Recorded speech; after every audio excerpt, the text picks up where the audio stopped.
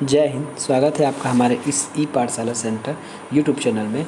आज का हमारा टॉपिक है भारतीय संविधान और आज हम पढ़ने वाले हैं भाग 1 संघ और उसका राज्य क्षेत्र।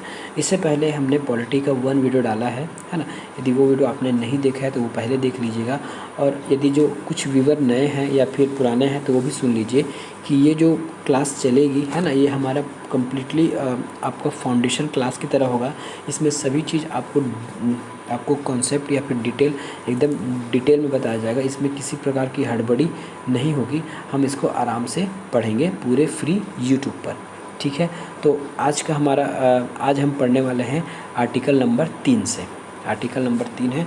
इससे पहले हमने आर्टिकल नंबर 1 और आर्टिकल नंबर 2 कंप्लीट किया है। आर्टिकल नंबर 1 क्या कहता है? आर्टिकल नंबर 1 में हमने संघ जाना है ना। आर्टिकल नंबर 1 में हमने क्या पढ़ा? क्विक एक रिवीजन कर लेते हैं, है ना। एक रिवीजन कर लेते हैं, क्विक रिवीजन। तो आर्टिकल नंबर 1 में हमने क्या जाना? 1 में हमने जाना कि संघ किसको कहते हैं, है ना। नाम क्या होगा भारत देश का और इसके राज्य क्षेत्र क्या होंगे, ठीक है। तो संघ तो हम यूनियन है ना। हम कभी भी भारत देश से अलग नहीं हो सकते। भारत देश के कोई भी राज्य कभी भी संघ से अलग नहीं हो सकता, इसलिए इसको संघ कहा गया है ना। क्योंकि ये इसमें राज्य कभी भी बाहर नहीं जा सकते, इसलिए इसको संघ कहा गया। नाम के बारे में हम पहला नाम देखते हैं भारत और दूसरा नाम देखते हैं इंडिया। तो इस संघ के या फिर इस देश के 2 नाम हैं, पहले भारत, दूसरा इंडिया। तीसरा राज्य क्षेत्र हमने देखा, तो इसमें आपके राज्यों का क्षेत्र आएगा, दूसरा आएगा यूटीज़ आएंगे, और तीसरा आएगा यदि संसद नई चीज़ें जीत जाती है ना, नए भूभाग जीतती है, तब उसको हम संघ में बोलेंगे। और अनुसूची 1 में पूरे इस संघ के क्षेत्रों का वर्णन है, ठीक है। ये रहा हमारा आर्टिकल 1। आर्टिकल नंबर 2 क्या कहता है ये देख लीजिए, क्योंकि हम आर्टिकल नंबर 2 कर चुके हैं। तो आर्टिकल नंबर 2 क्या कहता है? 2 कहता है कि भारत यदि चाहे तो भारत यदि है मतलब संसद यदि चाहे, ठीक है, संसद को पावर है। संसद यदि चाहे तो बाहर के जो भी राज्य हैं जो भारत में मिलना चाहते हैं उसको संघ में प्रवेश कराएगा, है ना। उसको संघ में प्रवेश कराएगा, साथ में नई राज्य की स्थापना भी कर सकता है। ये हमने देख लिया 2 क्लास तक, ठीक है। आज हम पढ़ने वाले हैं डिटेल में ये आर्टिकल नंबर 3, नए राज्यों का निर्माण एवं वर्तमान राज्यों की सीमाओं का नाम परिवर्तन। देखिए, आपको जैसे ही मैं 3 पढ़ाऊँगा तो आपको आर्टिकल नंबर 2 और 3 में कुछ कन्फ्यूज़न होगा। लास्ट में मैं उसको आपको अंतर बता दूंगा कि दोनों में अंतर क्या चीज़ है। सबसे पहले पढ़ते हैं कि नए राज्यों का निर्माण और वर्तमान सीमाओं की परिवर्तन क्या होगा, ठीक है। तो आर्टिकल नंबर 3 क्या कहता है कि संसद ऐसा विधि बनाकर, इसमें भी संसद को पावर दिया गया है ना। ध्यान से समझते जाएगा, इसमें भी संसद को पावर दे दिया गया है। संसद के पास पावर है। क्या पावर है? कि विधि बनाकर, है ना, विधि बनाकर नियमानुसार राज्यों का निर्माण कर सकेगा। अब राज्यों का निर्माण कैसे करेगा? 2 में हमने प्रवेश और स्थापना पढ़ा था, यहाँ निर्माण पढ़ना है। निर्माण क्या होगा? इस संघ में वर्तमान में इस देश में जितने भी राज्य हैं, है ना, जितने भी राज्य हैं उस राज्यों को तोड़कर या जोड़कर, ठीक है, क्या बोला मैंने? तोड़कर या जोड़कर, ठीक है। चाहे तो संसद एक नया राज्य बना सकता है। यदि संसद को लगता है कि मध्य प्रदेश बहुत बड़ा है या फिर राजस्थान बहुत बड़ा है या फिर महाराष्ट्र बहुत बड़ा है, वहाँ शासन करना, है ना, या फिर वहाँ के लोगों का ध्यान नहीं रख पा रही है वर्तमान सरकार, तो उस स्थिति में महाराष्ट्र या फिर किसी अन्य राज्य को तोड़कर अलग बना सकता है ना। तो एक नए राज्य का किया निर्माण इस स्थिति में, ठीक है। इसका एक पहलू और हो सकता है कि यदि 2 छोटे छोटे राज्य हैं, है ना, 2 छोटे छोटे राज्य हैं उसको जोड़ दिया जाए। 2 छोटे छोटे राज्य हैं उसको जोड़ दिया जाए, जैसे दादर और नागर हवेली, है ना। दादर नागर हवेली और दमन दीव पहले अलग थे। दादर, है ना, दादर नागर हवेली और दमन दीव अलग थे। अब भी वर्तमान में इन दोनों को जोड़कर एक कर दिया गया है। ये कैसे हुआ? संसद ने आर्टिकल नंबर 3 का प्रयोग करके 2 छोटे राज्यों को जोड़कर एक नया राज्य निर्माण कर लिया। ये भारत के अंदर वर्तमान में जो राज्य है वो उसी की बात हो रही है, ठीक है। अब इसमें एक पहलू ये भी हो सकता है, क्या हो सकता है? एक पहलू ये भी हो सकता है कि संसद जो है जैसे 2 बड़े बड़े राज्य हो गए, है ना, कि इस राज्य का आधा भाग और इस राज्य का आधा भाग, ठीक है, ये 1 और 2 है। इस राज्य का आधा भाग इस 2 का आधा भाग और 1 का आधा भाग मिला के एक नया राज्य बना सकता है, ये तीसरा एक नया राज्य बन जाएगा। तो इस प्रकार संसद जो है अपने ही देश के अंदर जितना भी चाहे खरमंडल मचा सकता है। इसके लिए संविधान ने उसको खुला छूट दे के रखा है कि आप जैसे चाहें वैसे राज्यों को तोड़िए फोड़िए जो कीजिए, ठीक है। और मज़े की बात इसमें ये है, मज़े की बात क्या है, आप उसको बहुत अच्छा लगेगा जानकर, यदि शासन जो है ना, मध्य प्रदेश या एमपी को मान लेता हूँ, एमपी को तोड़ने की प्लान बना रही है गवर्नमेंट जो है, केंद्र सरकार एमपी को तोड़कर एक नया राज्य बनाने की प्लान बना रही है, तो इस स्थिति में क्या होगा, एक अध्यादेश पास होगा, है ना, राष्ट्रपति का। दूसरी बात ये होगा कि उस राज्य की, है ना, संबंधित जैसे एमपी है तो यहाँ का जो असेंबली है ना, उसका अभिमत मांग भी सकता है और नहीं भी। मतलब उस राज्य को पूछने की आवश्यकता नहीं है कि हम आपको तोड़ मरोड़ रहे हैं, बस केंद्र सरकार चाहती है तो उसको तोड़ा जा सकता है, ठीक है। चाहे उस राज्य में नया ला के मिला दें या फिर उस राज्य से काट दें, तो उस राज्य से अभिमत मांगने की आवश्यकता नहीं है। और इन केस अभिमत मांग लिया जाता है ना, अभिमत मांग लिया जाता है, उस केस में क्या होगा कि अभिमत मांग लिया जाएगा तो अभिमत को मानना या नहीं मानना ये केंद्र सरकार के ऊपर पूर्णतः निर्भर है, मान भी सकता है और नहीं भी मान सकता है। तो एक शब्द में ये बोल सकते हैं कि केंद्र को राज्य को तोड़ मरोड़ करने की पूरी पावर संविधान ने संसद को दे के रखा है, उसमें उस राज्य का कुछ भी सिक्का नहीं चलेगा, ठीक है। तो हमने क्या समझा अभी तक, राज्य निर्माण समझ लिया। अब ये हम क्या समझे, निर्माण समझे। अब वर्तमान की राज्यों की सीमाओं का परिवर्तन, सीधी सी बात है, यदि आप किसी भी राज्य में खरमंडल मचाएंगे, तोड़ देंगे, जोड़ देंगे, नया जोड़ देंगे, नया हटा लेंगे, तो उसके सीमा का तो चेंज होना तय है। तो जैसे ही आप राज्य को नया बनाते हैं या फिर कुछ करते हैं, तोड़ते मरोड़ते हैं, है ना, या किसी और राज्य में मिला देते हैं, तो उसका सीमा ऑटोमेटिक चेंज हो जाता है। तीसरा है नाम परिवर्तन, ठीक है, नाम परिवर्तन। तो बहुत सारे राज्यों का नाम परिवर्तन हुआ है, इसका भी पावर केंद्र सरकार के पास है। यदि हमारे राज्य का नाम है छत्तीसगढ़, तो छत्तीसगढ़ का नाम यदि केंद्र सरकार चाहे तो वो चेंज कर सकता है बिना छत्तीसगढ़ के विधानसभा के अनुमति के, ना ही उसको बिना बताए, बिना अनुमति के या फिर बिना उसके सुझाव मांगे केंद्र सरकार जो है, संसद जो है, छत्तीसगढ़ का नाम चेंज करके, चाहे वो 35गढ़ रखे या 30गढ़ रखे या कोई और चीज़ रखे, उसके लिए संसद पूरी तरह स्वतंत्र है, ठीक है। तो ये हमने क्या पढ़ा, नंबर 3 पढ़ा, क्या चीज़। अब उसमें आपको थोड़ा सी दिक्कत हो सकता है, दिक्कत क्या होगा, ये देखिए, हमने आर्टिकल नंबर 2 में पढ़ा है कि नए राज्यों की स्थापना और प्रवेश, हम 3 में भी पढ़ रहे हैं कि नए राज्यों का निर्माण करना है, ठीक है। इसको थोड़ा देर बाद समझाऊंगा। सबसे पहले ये जो नाम वाला था उसको बता देता हूँ कि किस किस राज्यों का नाम फिलहाल चेंज हुआ है, लास्ट में से देखेंगे हम। तो एक था संयुक्त प्रांत, है ना, संयुक्त प्रांत, एक था संयुक्त प्रांत, उसको हमने यूपी कर दिया, ठीक है, उसको हमने यूपी कर दिया। पहले था मद्रास, आज के हम इसको तमिलनाडु बोलते हैं, ठीक है। पहले था उड़ीसा, अब हम उसको बोलते हैं ओडिशा, ठीक है, अब हम उसको बोलते हैं उड़ीसा। इसी प्रकार 6 से 7, है ना, 6 से 7 राज्यों का नाम चेंज हुआ है, जो ना जिसका पावर था संसद के पास। अब हम ये देखते हैं कि आर्टिकल नंबर 3 और 2 में क्या अंतर है, आर्टिकल नंबर 3 और 2 में क्या अंतर है, ये हम ये देख सकते हैं। चलिए अब बताते हैं कि आर्टिकल नंबर 3 और 2 में क्या अंतर है, ठीक है। आर्टिकल नंबर यहाँ मैं लिखता हूँ 2, है ना, यहाँ मैं लिखता हूँ 2 और यहाँ मैं लिखता हूँ 3, ऐसे बीच में लाइन मार देता हूँ, ठीक है। तो आर्टिकल नंबर 2 और 3 दोनों बोलते हैं कि आप राज्य का निर्माण कर सकते हो, लेकिन 2 में जब संसद प्रयोग करेगी, है ना, जब संसद जो है आर्टिकल नंबर 2 का प्रयोग करेगी तब क्या होगा, पहले मैं भारत बना लेता हूँ, है ना, भारत मेरे से एक्स्ट्रा बनेगा नहीं, मैं गोल बना के भारत देश बना देता हूँ। संसद क्या कहता है आर्टिकल नंबर 2 में कि आप नए राज्यों का प्रवेश करा सकते हैं, पर प्रवेश कैसे कराएंगे, बाहर कोई स्पेस जगह होगा, जैसे सिक्किम, फॉर एग्ज़ाम्पल सिक्किम जो है पहले भारत का सदस्य नहीं था या फिर भारत का वो मेनली राज्य नहीं था, उसको बाद में मिलाया गया है, सिक्किम को बाद में मिलाया गया है। वो कब मिलाया गया है, तो 1975 में सिक्किम को मिलाया गया है। 1975 में सिक्किम को मिलाया गया है। सिक्किम स्वतः चाहता था कि हम भारत के साथ जुड़े, तो संसद ने नियम बनाकर सिक्किम को भारत के जियोग्राफिकल एरिया में जोड़ दिया। ये हो गया, संसद ने एक राज्य का प्रवेश कराया। इसको बोलते हैं प्रवेश। ठीक है। तीसरा हो सकता है, एक और हो सकता है कि स्थापना करना है ना, नए राज्य की स्थापना करना। तो नए राज्य की स्थापना कब करेगा? जब किसी अन्य क्षेत्र को संसद जीत लेगी या हमारे युद्ध में हमारे जवान जीत लेंगे, तब उस हिस्से को हम भारत में मिला लेंगे। फॉर एग्ज़ाम्पल क्या हो गया?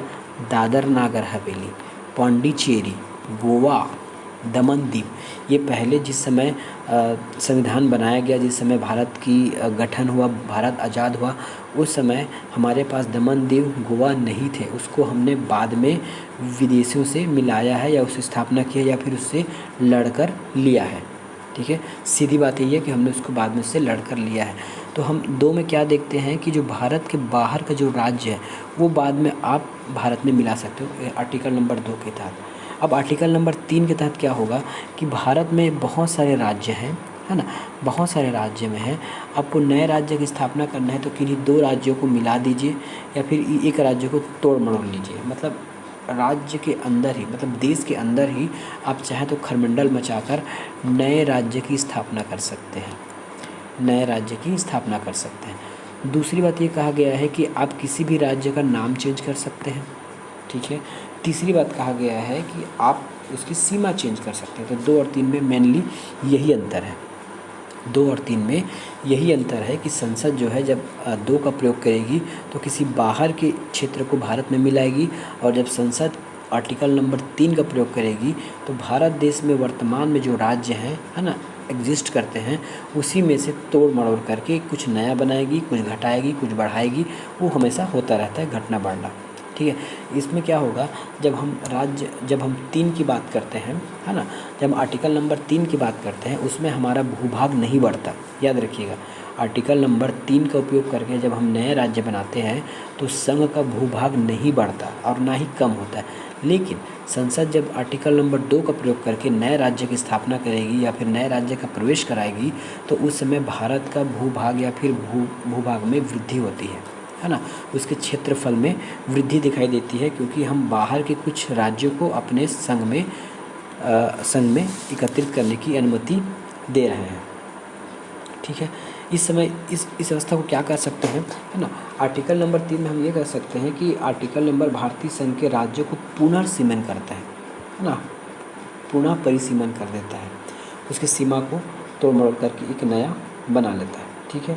दूसरी ओर ये भी हो सकता है कि भारतीय संघ के नए राज्यों का निर्माण या वर्तमान राज्यों में परिवर्तन से संबंधित है।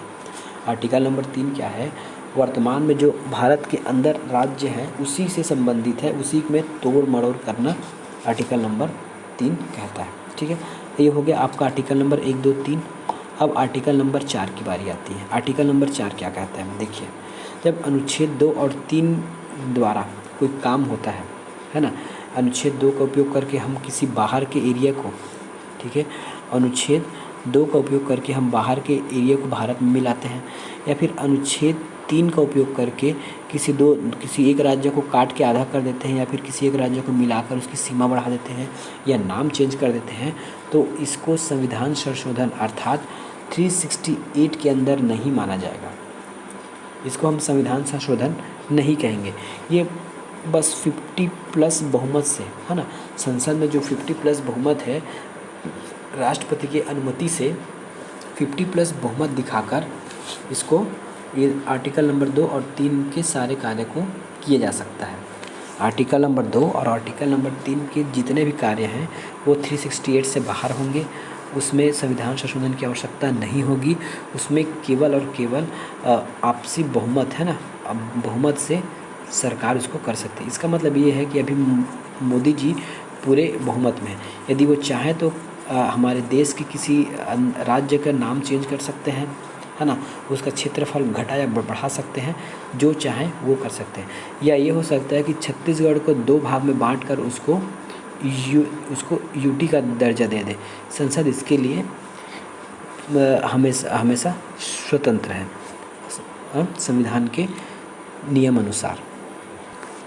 इस प्रकार जो है संविधान का जो अनुच्छेद 4 है, ठीक है, संविधान का जो अनुच्छेद 4 है स्वयं यह घोषणा करता है कि यह नए राज्यों का प्रवेश या गठन, ठीक है, जैसे आर्टिकल नंबर 2 की बात है, उसी प्रकार नए राज्यों का नाम, सीमा या फिर क्षेत्र परिवर्तन करना, जैसे आर्टिकल नंबर 3 की बात है, तो वो आपके 368 में संशोधन में नहीं होगा।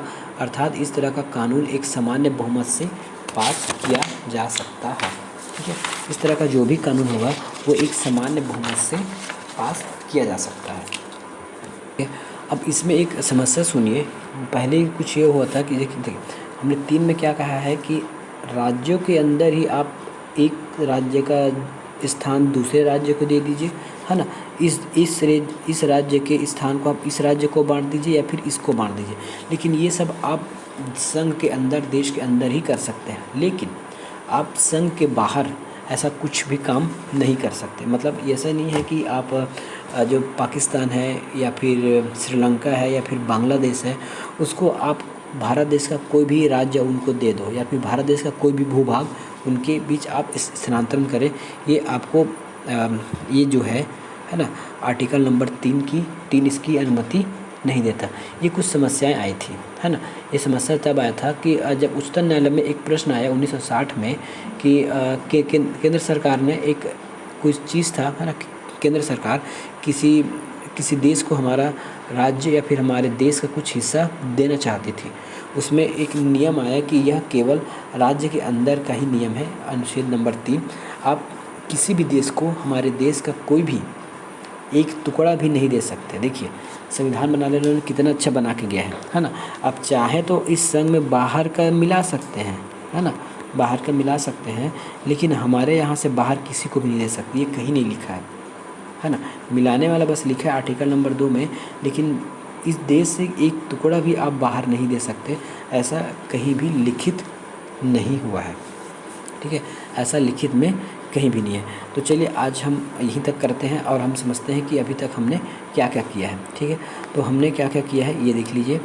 हमने क्या किया है, हमने क्या पढ़ा, अनुच्छेद 1 पढ़ा। अनुच्छेद 1 क्या बोला, संघ, रिवीजन कर लीजिए। संघ बोला, संघ का नाम बता दिया और इस संघ के क्षेत्र बता दिए, इस संघ के क्षेत्र बता दिए, ठीक है। संघ का मतलब होता है यूनियन होगा, और यूनियन का मतलब है कि हमारे देश कभी भी एक दूसरे से अलग, हमारे देश के जो राज्य हैं वो कभी भी अलग नहीं हो सकते। भला ही जो देश है, जो संघ है, राज्य को ख़त्म कर सकता है, जो देश है ना, वो राज्य को ख़त्म कर सकता है, लेकिन राज्य कभी भी संघ को ख़त्म नहीं कर सकता। ये संघ का पावर है। दूसरा नाम दिया गया है, तो एक है भारत, ठीक है, एक है भारत, दूसरा है इंडिया, है ना। तो संविधान निर्माताओं ने हमको 2 नाम देखे गए हैं। राज्य क्षेत्र क्या बोला है, मतलब इस पूरे संघ का क्षेत्र क्या होगा, संघ के क्षेत्र में पहला होगा पूरे राज्य का क्षेत्र, ठीक है, दूसरा होगा यूटी का क्षेत्र, और तीसरा होगा यदि संसद भविष्य में कुछ नई स्थान अर्जित करती है या गिफ्ट में प्राप्त करती है, जो भी है, तो उसको इस क्षेत्र के अंदर माना जाएगा। इसको मैं अर्जित लिख देता हूँ, ठीक है, अर्जित माना जाएगा। ये था हमारा आर्टिकल नंबर 1। अब आर्टिकल नंबर 2 क्या कहता है, आर्टिकल नंबर 2 कहता है ये इस भारत देश में, है ना, इस भारत देश में अब बाहर के कोई भी राज्य जो शामिल होना चाहते हैं इस भारत देश में, आप उसको शामिल करा सकते हैं, ठीक है, आप उसको इस संघ में, इस भारत देश में शामिल करा सकते हैं। ये पहला कंडीशन है।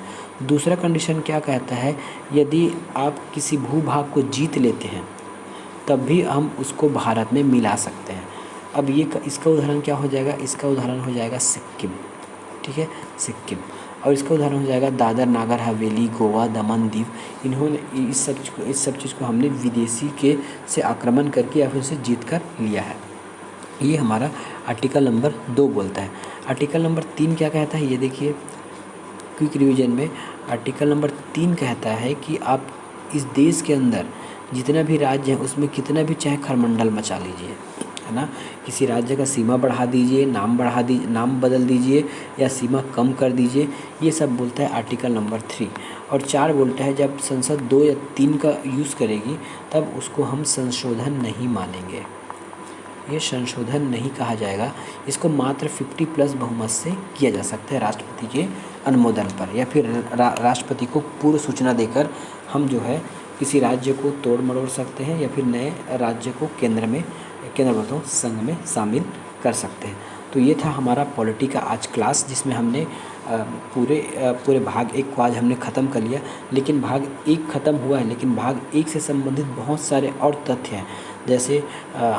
जैसे जब भारत आज़ाद हुआ तो राज्य कैसे बने, केंद्र शासित प्रदेश कैसे बने, है ना। उसके बाद बहुत सारे राज्य बने, उसके लिए कौन कौन से आयोग का गठन हुआ, क्या हुआ, उसको हम नेक्स्ट वीडियो में देखेंगे। तब तक के लिए धन्यवाद।